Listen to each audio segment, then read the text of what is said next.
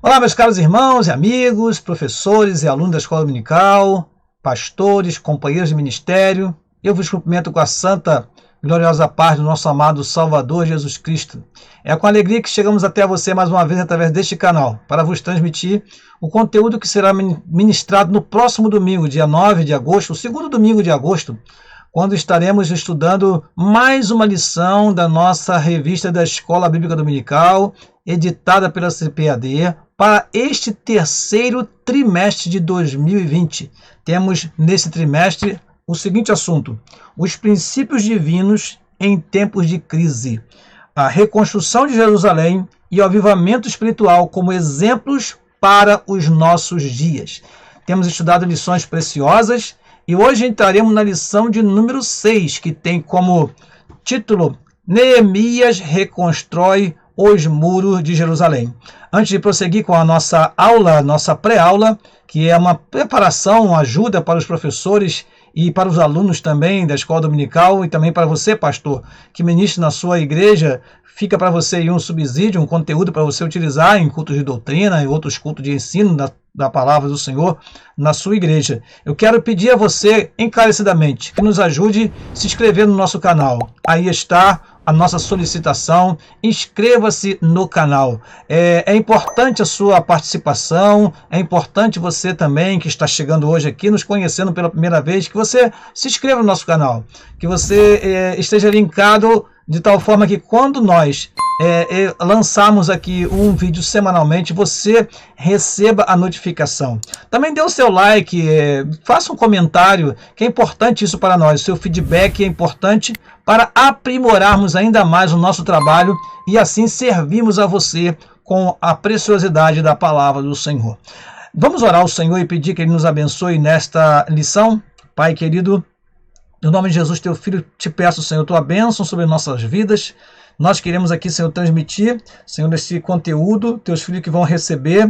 Senhor amado, eu sei que dependemos do teu Espírito quando se trata de falar da tua palavra, porque foi Ele quem inspirou os seus santos servos a escreverem, e somente através dele que poderemos, Senhor, traduzi-la e dizer de fato o que ela quer nos transmitir a cada versículo, a cada capítulo, a cada livro. Assim venha nos abençoar, nós te pedimos, no nome de Jesus, teu Filho. Amém e amém. Meus queridos, vamos então à nossa aula do próximo domingo. Falaremos sobre Neemias reconstrói os muros.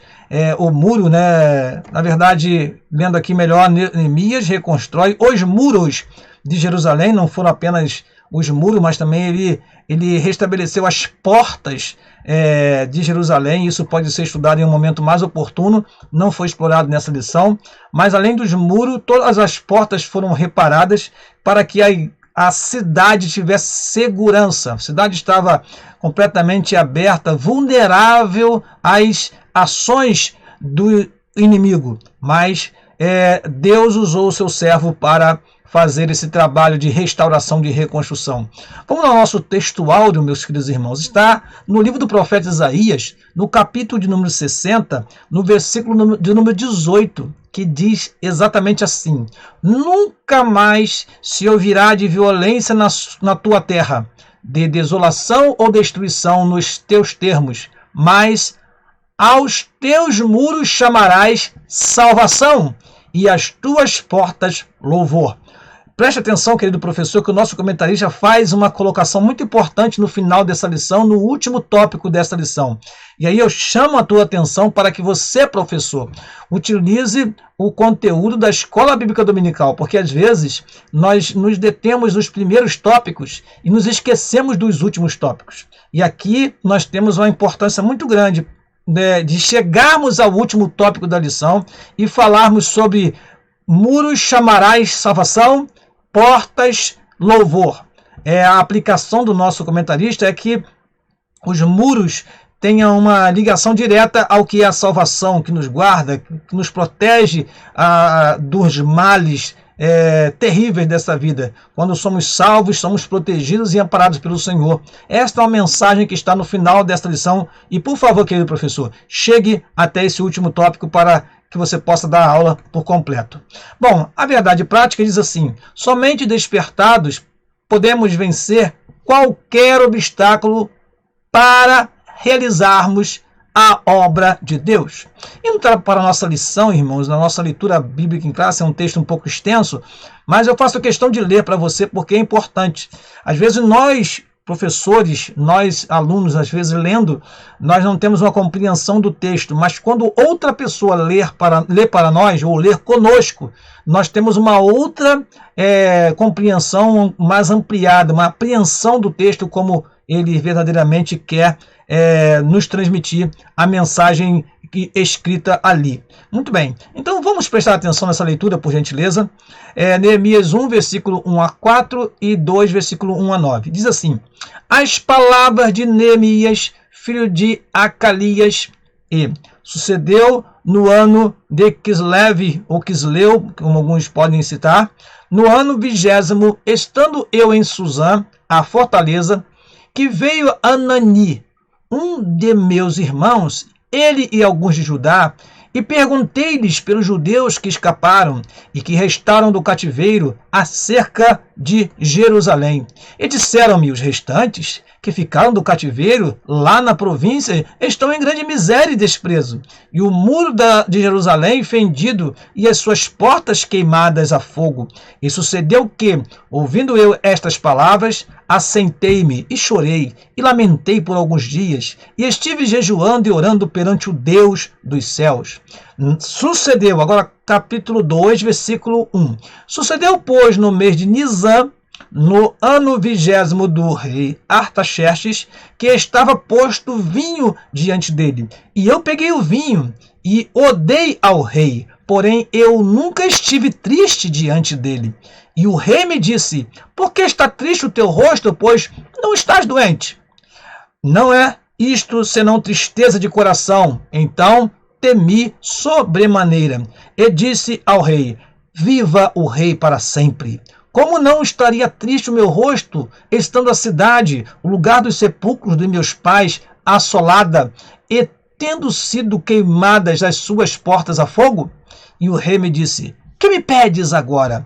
Então orei ao Deus dos céus, e disse ao rei: se é do agrado do rei, e se o teu servo é aceito em tua presença, peço-te que me envies ajudar a cidade dos sepulcros de meus pais, para que eu a edifique.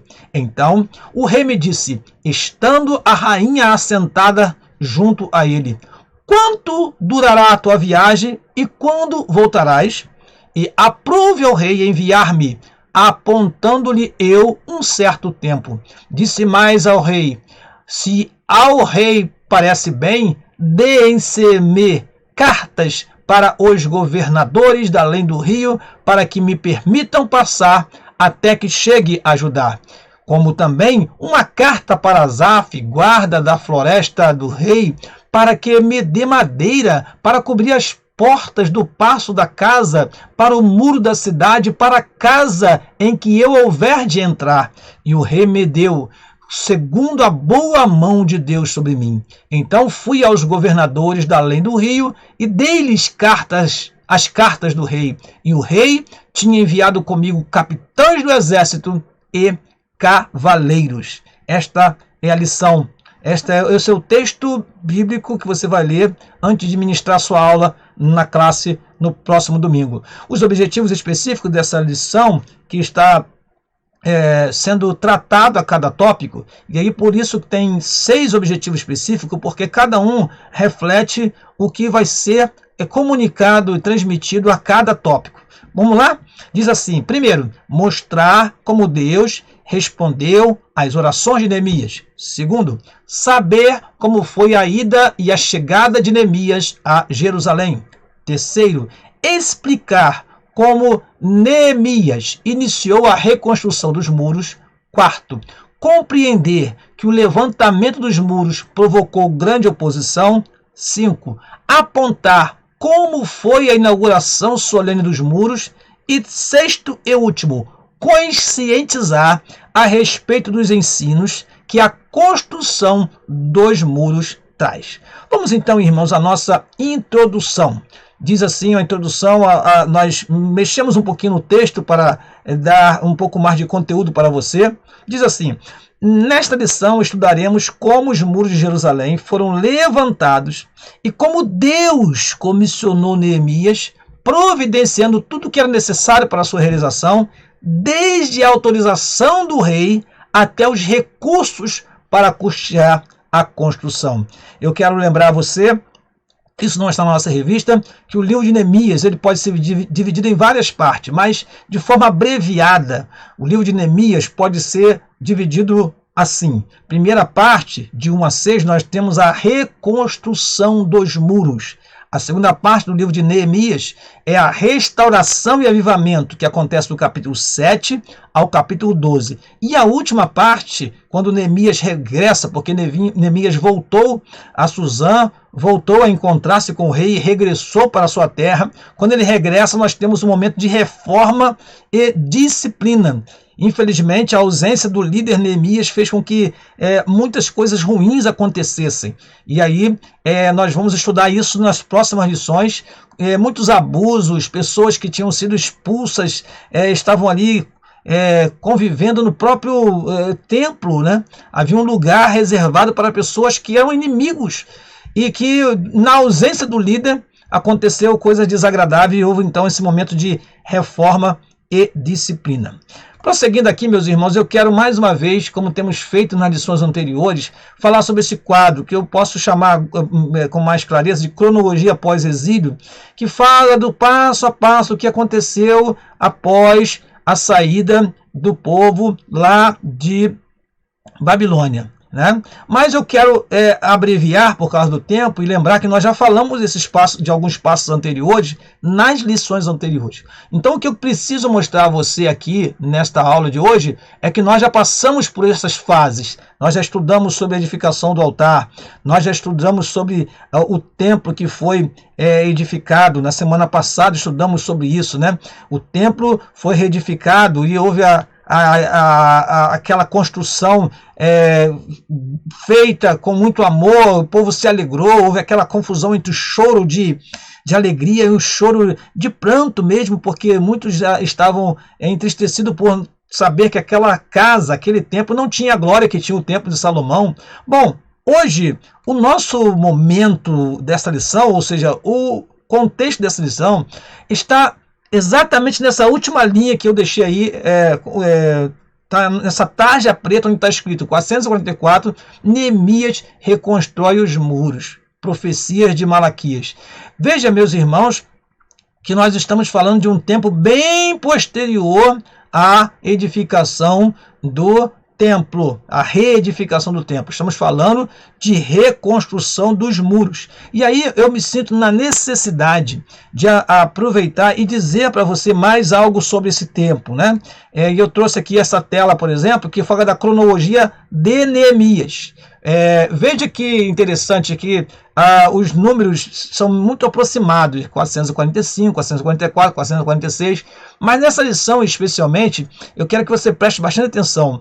Esse quadro que eu coloquei para você aí, ele está na Bíblia de MacArthur, Bíblia de Estudo de MacArthur.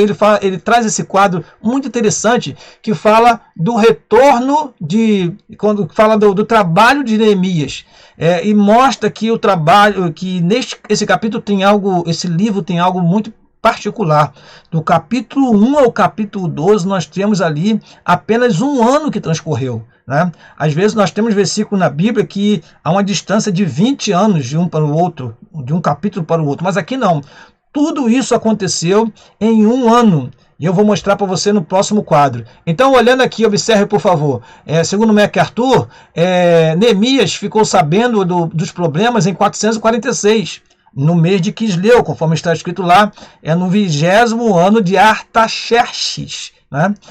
Então, ele veio para a cidade para restaurar os muros, mas antes lá, em Quisleu, no mês de Quisleu, que para nós seria o novembro e dezembro, ele ficou sabendo dos problemas. Março e abril, ou seja, mais ou menos 3 meses depois, Neemias é enviado a Jerusalém. Houve uma distância aqui de mais ou menos 3 meses, né? E isso já em 445, segundo MacArthur. E veja que 445, 445, 445, 445, preste atenção nisso. Mostra que tudo isso aconteceu em um ano. Né? Neemias dá início à construção do muro, Neemias completa a construção do muro aqui já em agosto e setembro. Né? E aqui setembro e outubro, ou seja, de novembro e dezembro até setembro e outubro, tudo isso aconteceu, que está registrado em Neemias capítulo 1, 2, 3, 4, 5, 6, 7, 8, 9, 10, 11 e 12. Né?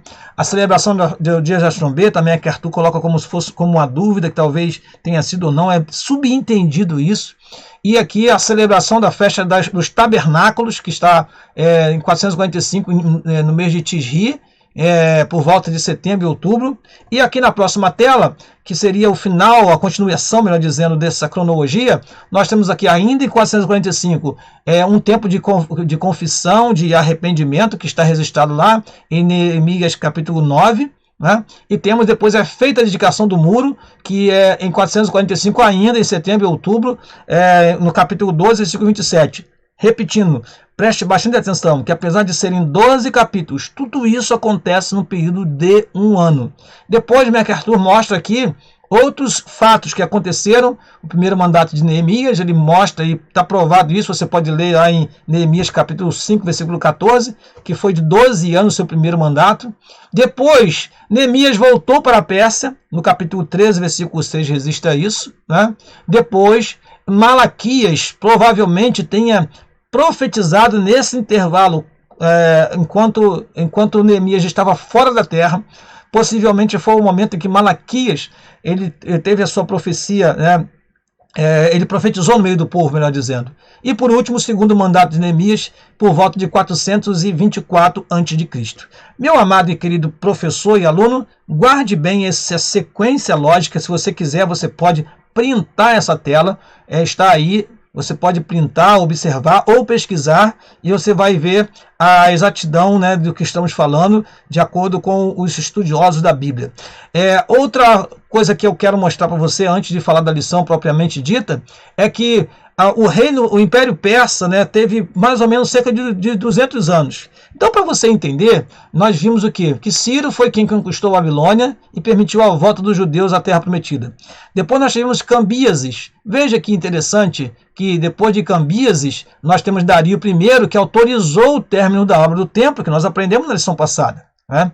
Depois de Dario I, nós tivemos o Assuero, ou Xerxes, que teve Ester por esposa. E aí a gente entende por que nós dizemos que o livro de Ester aconteceu ali no mesmo momento que aconteceram os fatos relacionados a Esdras e Neemias, porque foi também durante o Império Persa. Agora veja aqui onde nós estamos. Artaxerxes I autorizou o seu copeiro Neemias a edificar os muros de Jerusalém. Ou seja, aqui está 464 a 423. Por isso, diminuindo aqui 444 ou 445, nós temos o 20º ano de Artaxerxes. Prosseguindo aqui, não vamos falar dos outros, mas o mais importante aqui é citar isso e mostrar que nós estamos no reino persa, neste contexto, e foi neste contexto que o copeiro Neemias deixou lá o palácio onde estava assistindo ao rei como copeiro. O copeiro ali era uma profissão muito importante, né? Porque ele era o provador mor do rei. Ele não poderia se apresentar triste. E o rei fala para ele, você não pode ficar triste, você não está doente. Porque o rei sabia muito bem a forma como eram bem tratados os seus oficiais ali no reino, no palácio. Então o rei diz, você não está doente, eu sei que você não está doente. E ele se apresentou triste por causa do relato que foi levado por Anani e os outros que foram ali falar sobre a situação que estava acontecendo em Jerusalém. Muito bem, irmãos, prosseguindo então, chama atenção para você dessa tela, porque isso vai ajudar você também a entender essa lição e também a transmitir essa lição para os seus alunos. Vamos lá, prosseguindo então, vamos para a nossa lição? Nós vamos fazer leituras e alguns comentários baseado naquilo que temos na nossa revista. Primeiro tópico fala assim, Deus responde às orações de Neemias. Deus envia emissário a Neemias. Anani, irmão de Neemias, contou com os judeus como os judeus, melhor dizendo, contou como os judeus que haviam retornado a Judá após o cativeiro estavam em grande miséria. Muros fendidos e portas queimadas a fogo eram um símbolo da miséria e de desprezo e faziam dos moradores da cidade vítimas fáceis dos assaltantes. Eles estavam vulneráveis, sem portas e sem muros. Neemias, então, começou a jejuar e orar. A oração inicial de Neemias está registrada em Neemias capítulo 1, versículo 5 a 11. Neemias era um líder estratégico, né, mas que vivia da oração. Quando ele soube da notícia, ele não foi reclamar, murmurar contra o Senhor. Às vezes, quando nós recebemos notícias tristes, nós reclamamos com o Senhor, questionamos Deus, mas ele não. Ele foi orar ao Senhor. E nessa oração, ele se dirigiu ao rei para poder encontrar o seu apoio, a sua ajuda para empreender uma viagem e então restaurar os muros e as portas da cidade de Jerusalém. Neemias então orava ao Senhor. Ele tinha esse hábito de sempre, no seu livro, nós vamos ver ele fazendo intercessões a Deus. Iniciou seu período de oração no mês de Quisleu, como nós já apresentamos, né? E Deus ouve as orações, e Deus, que ouve as orações, fez a resposta chegar no mês de Nisan. Eu trouxe para você mais um desenho que eu vou te explicar o que é isso. Este é um relógio que procura juntar numa mesma imagem o ano solar do ano lunar, que é o ano judaico ou hebraico, né? Calendário hebraico. Aqui nós temos no interior deste círculo os meses como nós conhecemos aqui: janeiro, fevereiro, março, abril, maio, junho, julho, agosto, setembro, outubro, novembro, dezembro. Ao redor desse trígono, ou circuncidando esse círculo, nós temos aqui, ó, Tebete. Vamos começar no primeiro mês? Nisan, primeiro mês, e assim vai. Silvan, Tammuz, Ab, Elu, Tisri. Ou seja, temos aqui os meses conforme era no calendário hebraico. Então, temos aqui os meses como conhecemos, e temos por fora aqui os meses conforme o calendário hebraico. Agora, eu chamo a atenção de você para o seguinte: nós fizemos aqui uma legenda. Neemias é informado e ora. Olha aqui, olha, estamos aqui em Quisleu, no 9º mês hebraico, 9º mês. Então, passou-se o mês de Quisleu, de Tebete, Sabate, e chegou o mês de Adar e Nisan.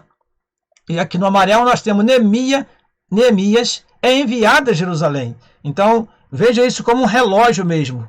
Você vê que aqui passou-se 1, 2, 3 meses, e talvez no quarto mês, no terceiro ou quarto mês, de acordo com o momento, né, que nós não sabemos exato dia quando aconteceu. Então, 3 ou 4 meses foi o período que ele, ele ouvir o estado dos seus irmãos e o seu envio para Jerusalém. Aqui nós vemos no verdinho, no quadro verde, Neemias dá início à construção. E deu início à construção no mês de Ab, ou seja, esse mês que fica bem próximo aqui, que pode ser julho ou agosto. E então, logo no mês seguinte, 52 dias depois, no mês de Elu, Neemias termina a construção. Eu creio que isso aqui é bem ilustrativo para você. Esse mapa, além disso, ele tem aqui as estações, a primavera, fala dos momentos do cultivo, das chuvas tardias, a chuva temporã. Eu recomendo a você, quando puder, pode baixar da internet ou usar esse mesmo gráfico aqui para ajudar os seus alunos a entender que tudo isso aconteceu num período de 1 ano. Este é um relógio judaico em relação aos meses, junto com o relógio, ou junto com os meses que nós conhecemos do nosso calendário. Então temos Neemias é informado, Neemias é enviado, dá início à construção, e Neemias termina a construção dentro deste prazo de 1 ano.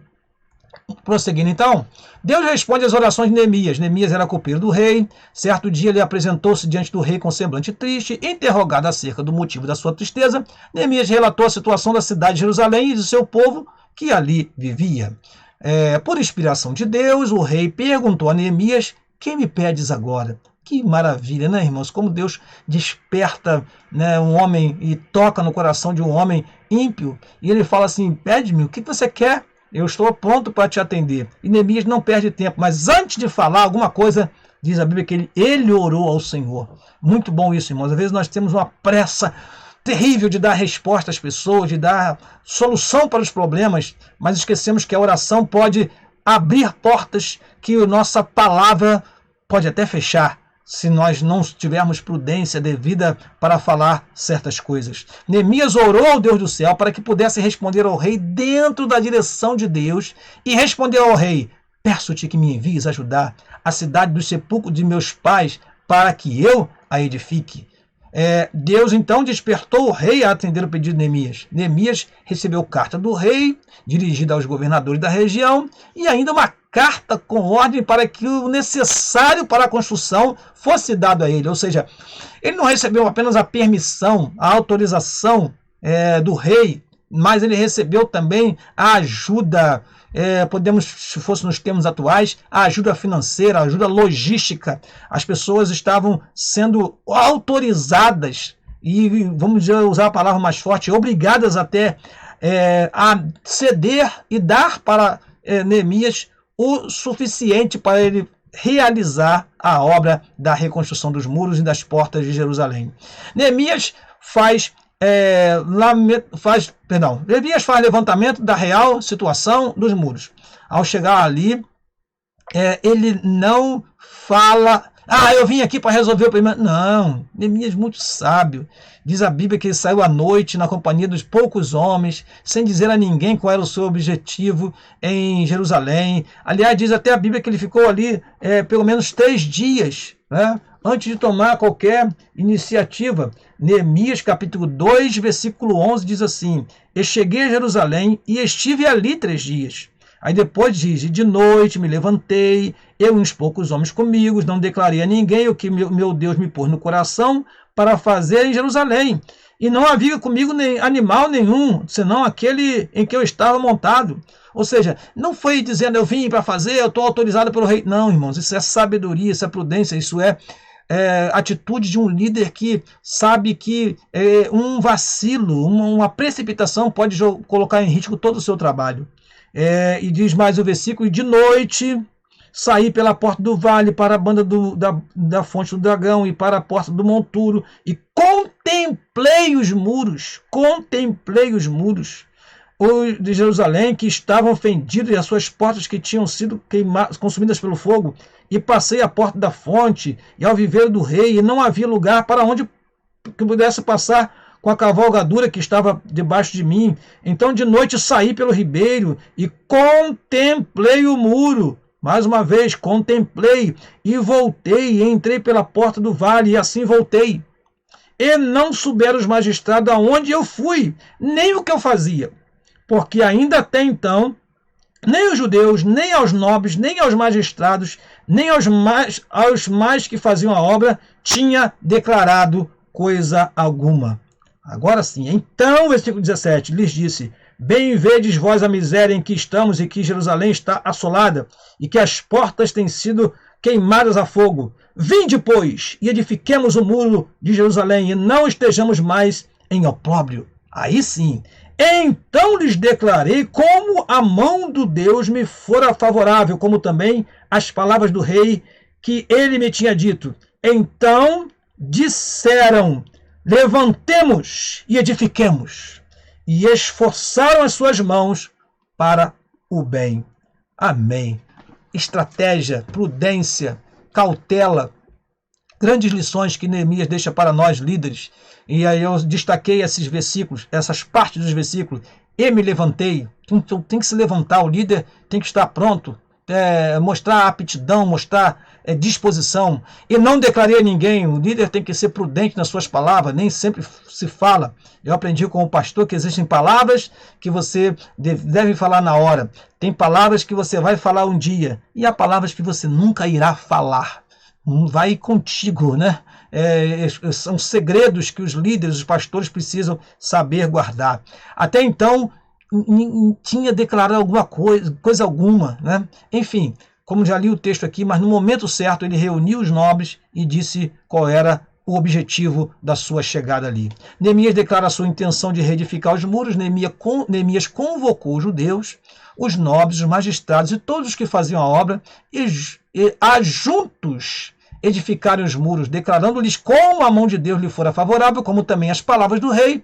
Então disseram todos: levantemos e edifiquemos, e esforçaram as suas mãos para o bem. Foi o que nós acabamos de ler agora no livro de Neemias. Prosseguindo então, irmãos, o plano de Neemias, qual foi? Já é o tópico número 3, inicia o levantamento dos muros. Neemias dividiu a tarefa da construção em partes, tendo cada parte uma porta, ou seja, ele foi dividindo, no capítulo 3 mostra isso, irmãos, que ele foi responsabilizando cada líder. Ele foi delegando. Isso é muito importante também na liderança. A liderança precisa confiar em outros, né? Precisa empoderar as pessoas, ou seja, dar poder e autoridade para as pessoas tomarem decisão. Neemias então separou e cada um tinha uma responsabilidade de uma parte deste muro. Isso está bem destacado no capítulo 3. Simultaneamente, lado a lado, haveria pessoas encarregadas de levantar o muro ao longo de toda a sua extensão, muitas delas edificando o pedaço do muro que ficava em frente à sua própria casa. Houve um momento que Neemias ele fez com que eles se reunissem com seus próprios parentes, e a palavra de Neemias foi algo que inspira-nos. Muitas vezes, quando lemos esse texto sagrado, quando em Neemias, no capítulo 4, ele coloca todos juntos em família, e diz assim, 4, versículo 14, e olhei e levantei-me e disse aos nobres e aos magistrados e ao resto do povo: não os temais, quando estava já enfrentando oposições.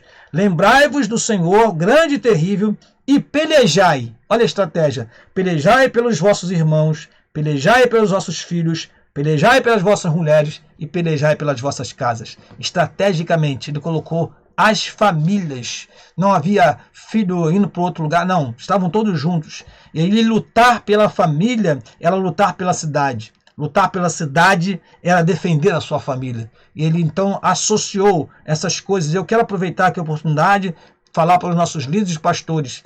Precisamos de estratégias em nossa igreja que possam unir as famílias, porque famílias unidas é uma igreja fortalecida. Famílias unidas, lutando junto, é uma barreira contra o inimigo das nossas almas. Prosseguindo então, havia também grupos encarregados de levar entulho, trazer material, ou seja, tudo bem organizado. A palavra certa seria administrado. O coração do povo se inclinou a trabalhar, e logo já era possível notar que os muros cresciam, as suas roturas, ou as roturas começaram a ser tapadas. A tática de Neemias tinha um plano que aproveitava todos os que quisessem trabalhar, designando a cada um a sua função. Assim também, o pastor da igreja deve, na direção do Espírito, orientar os crentes a entregarem-se a Deus para realizarem a obra do Senhor. Trabalhar para o Senhor enche o coração dos crentes de grande alegria. Ou seja, precisamos de estratégias, irmãos, que envolvam a todos na igreja. Há uma preocupação muito grande, eu tenho essa preocupação de nós envolvermos todos realmente, né? Hoje nós vemos muitos filhos de crentes que estão desviados. Muitas pessoas que aceitam a Jesus, mas que acabam não encontrando na igreja um trabalho, uma atividade que o envolva de tal maneira que ele fique ali trabalhando para o Senhor e já dedicando a sua vida ao Senhor. Então, Neemias nos ensina que precisamos ser estratégicos e aproveitar o potencial das crianças, dos adolescentes, dos jovens, dos idosos, todos, conforme a sua idade, pode cooperar com o reino de Deus de alguma forma. A união dos judeus ficou ameaçada. Apesar da boa organização, a união necessária para a realização daquela grande obra estava ameaçada. Surgiu um problema entre os pobres e ricos. Neemias tomou conhecimento do problema e sabiamente o resolveu, e a obra prosseguiu. Esse tópico será retomado na lição número 8. Eu não vou comentar sobre isso também por causa disso. Nós falaremos sobre isso na lição de número 8. Então vamos aguardar para nós nos aprofundarmos nisso na própria lição. Mas toda vez, irmãos, que nós nos propomos a trabalhar, um dos problemas que acontece é o problema da união, né? Isso aconteceu também na igreja primitiva, assim que a igreja começou a crescer, em Atos capítulo 2, a igreja recebeu o Espírito Santo, em 3, 4, a igreja já estava crescendo cada vez mais, 5.000 e avançando cada vez mais. No capítulo 6, nós temos um problema de distribuição e é preciso Deus levantar os diáconos, né, serem levantados os diáconos para resolver a questão ali por causa das viúvas que se sentiam menosprezadas em relação às outras. Então, toda vez, irmãos, que acontece crescimento na obra do Senhor, pode ter certeza, haverá demandas sociais, haverá demandas espirituais que precisam ser atendidas. E foi isso que Neemias fez naquela época. Iniciada a edificação dos muros, o que aconteceu? Sanbalate e Tobias indignaram-se grandemente e usaram várias estratégias para fazerem parar a obra. Todavia, Neemias e seus liderados conseguiram vencer todos os obstáculos que se levantaram e trabalharam sem cessar até a conclusão do muro. Eu tenho aqui uma Bíblia que eu recomendo para você também, estudante da Bíblia. A Bíblia MacArthur, de estudo MacArthur, que eu já citei ela aqui hoje, e ela traz um quadro muito interessante, eu não vou mostrar na tela, mas vou ler para você, sobre as 7 tentativas para interromper o trabalho de Neemias. Isso também vai ser abordado nas próximas lições, talvez retornemos. Mas no capítulo 2, versículo 19, nós temos Sanbalate, Tobias e Gesem zombando de Neemias. No capítulo 4, versículo 1 a 3, nós temos Sanbalate e Tobias novamente zombando de Neemias. No capítulo 4, versículo 7 a 23, nós vemos o inimigo ameaçando com um ataque militar, né? No capítulo 6, versículo 1 a 4, nós temos Sanbalate e Gesem que tentam fazer com que Neemias saia de Jerusalém para o Vale de Ono. Segundo alguns estudiosos, é a cerca de 40 quilômetros de Jerusalém, ou seja, tirá-lo do foco do trabalho. E é nessa ocasião que ele diz: estou fazendo uma grande obra, de modo que não poderei descer, não irei descer, não vou sair da minha posição. E no capítulo 6, versículo 5 a 9, nós vemos Sanbalate ameaçando Neemias com falsas acusações. No capítulo 6, versículo 10 a 14, nós temos Semaías, Noadias e outros que foram pagos para profetizar, irmãos, falsamente desacreditar Neemias. E por último, aqui no capítulo 6, versículo 17 a 19, nós temos Tobias, que tinha espias em Jerusalém e escreveu cartas a Neemias a fim de amedrontá-lo. Ou seja, por pelo menos 7 ocasiões, eles intentaram parar a obra do muro, mas a obra prosseguiu e o muro foi concluído. Está escrito aí no próximo tópico, né? Esta vitória teve grande repercussão. Até os inimigos tiveram que reconhecer o quê? Que o nosso Deus fizera esta obra. Está exatamente escrito assim em Neemias, no capítulo 6, versículo 16. Eles reconheceram. Tópico número 5, irmãos, já estamos indo para os 2 últimos tópicos da nossa lição. Diz assim: o muro foi solenemente inaugurado. E ao invés de comentar, irmãos, eu vou ler o texto sagrado, porque ele traz para nós um relato muito maravilhoso que dispensa comentário. Olha o que diz o texto sagrado: e na dedicação dos muros de Jerusalém, buscaram os levitas de todos os seus lugares para trazê-los, a fim de fazerem a dedicação com alegria, com louvores e com canto, saltérios, símbolos e com harpas. E assim ajuntaram os filhos dos cantores, tanto da campina dos arredores de Jerusalém, como das aldeias de Netofate, como também da casa de Gilgal e dos campos de Geba e Asmavete, porque os cantores edificaram para si aldeias nos arredores de Jerusalém, e purificaram-se os sacerdotes e levitas, e logo purificaram o povo, as portas e o muro.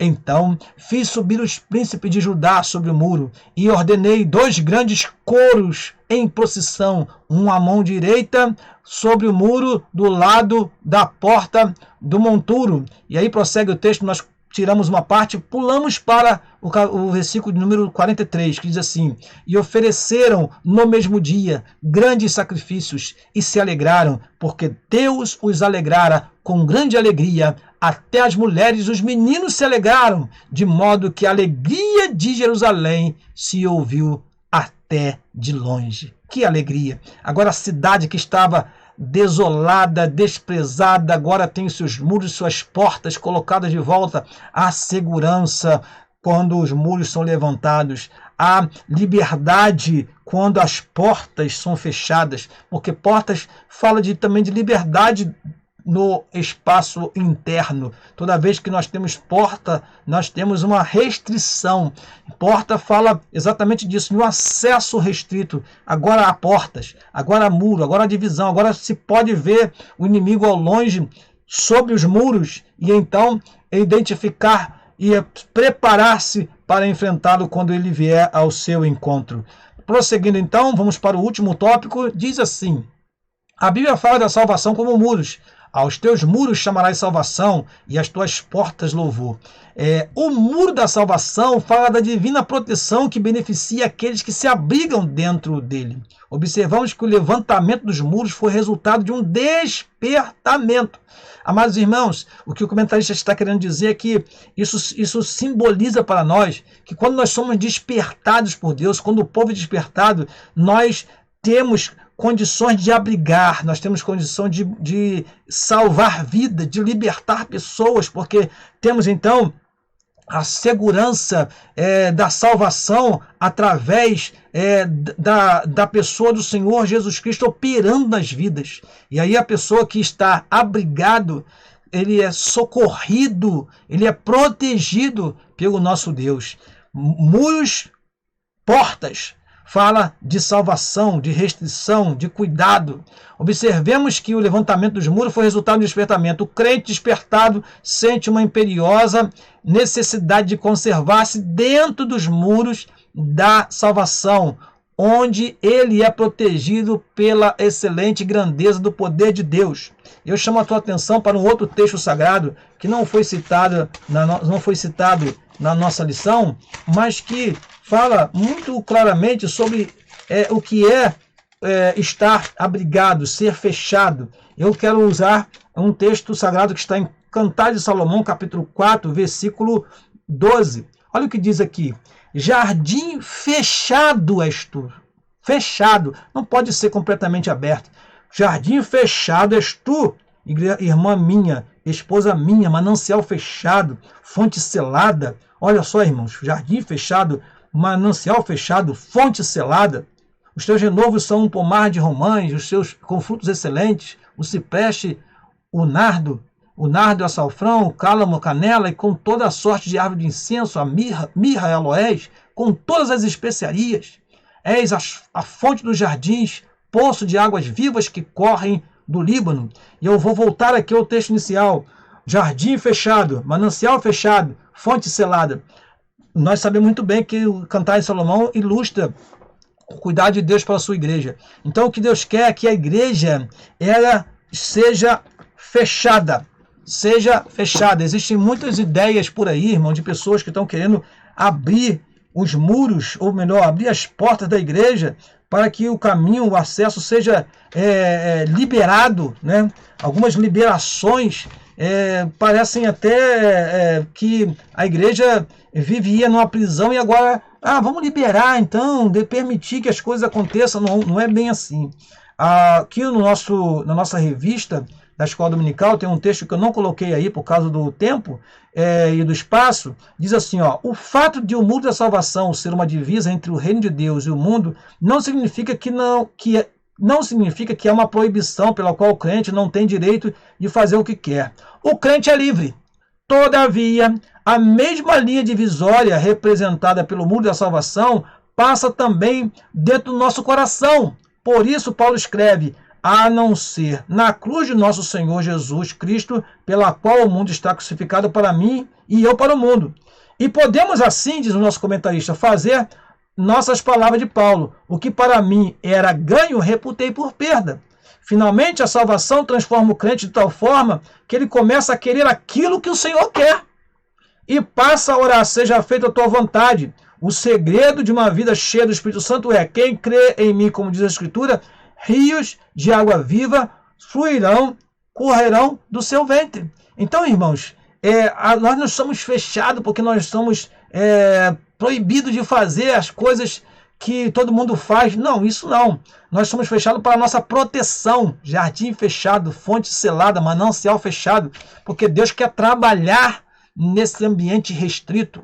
Então a porta, os muros como salvação, significa essa proteção que Deus dá àquele que é salvo, aquele que é redimido pelo sangue do Cordeiro. Infelizmente, alguns querem que a salvação seja como uma avenida aberta, um campo aberto, onde as pessoas fazem o que querem e não tem que obedecer à palavra de Deus e não tem que ter os seus limites. Muros fala de limites. Dentro da salvação, nós temos toda a liberdade. Eu sempre falo, e poderia explorar isso em outro estudo, sobre os dois limite e liberdade. Muitas pessoas que confundem que liberdade para alguns é não ter limite. Pelo contrário, quando nós estabelecemos limite, dentro dos nossos limites nós temos liberdade. Assim é a igreja do Senhor. O Senhor nos cercou de muros para que no nosso ambiente, no nosso dia a dia, nós possamos desfrutar da plena liberdade que temos com o Senhor Jesus Cristo, com o seu Espírito.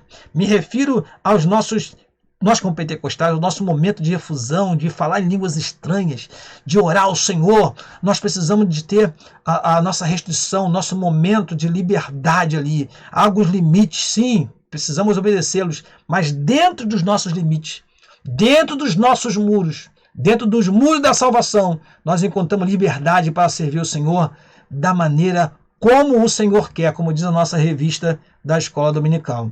Então, o muro da salvação é uma permanente linha divisória entre o reino de Deus e o reino deste mundo. Fronteiras deste mundo foram muitas vezes alteradas.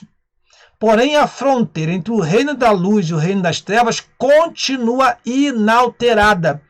Como eu disse aqui, muros fala de limite. A Bíblia diz, o Senhor, não mudo. O reino de Deus e o reino deste mundo são inteiramente irreconciliáveis. Que comunhão tem a luz com as trevas? Por isso, os muros nos trazem interessante lição. Meu querido irmão, você que está me ouvindo, esteja dentro dos muros. Esteja protegido pela salvação que o Senhor te dá. E dentro deste muro, você tem liberdade. Não olhe para o que acontece lá fora. Não seja como Asaf, que ficou olhando o progresso do ímpio e achou, e por um momento ele pensou que até estava jejuando em vão, orando em vão, sacrificando a sua vida em vão, até que ele entrou no santuário e viu o fim deles. Então, temos dentro dos nossos muros, ou dos muros da salvação, um abrigo, a proteção e o cuidado de Deus como fonte selada, como manancial fechado, como jardim fechado do nosso Deus. Terminamos então a nossa lição, concluindo essa conclusão, eu escrevi, você pode usar se você desejar, que a nossa revista não vem com conclusão, mas nós colocamos aqui. As estratégias de Neemias nos dão um belo exemplo de como um líder deve proceder em momentos de crise. Com prudência, sabedoria e determinação, Neemias administrou a reconstrução dos muros e concretizou o seu trabalho em meio às dificuldades e oposições.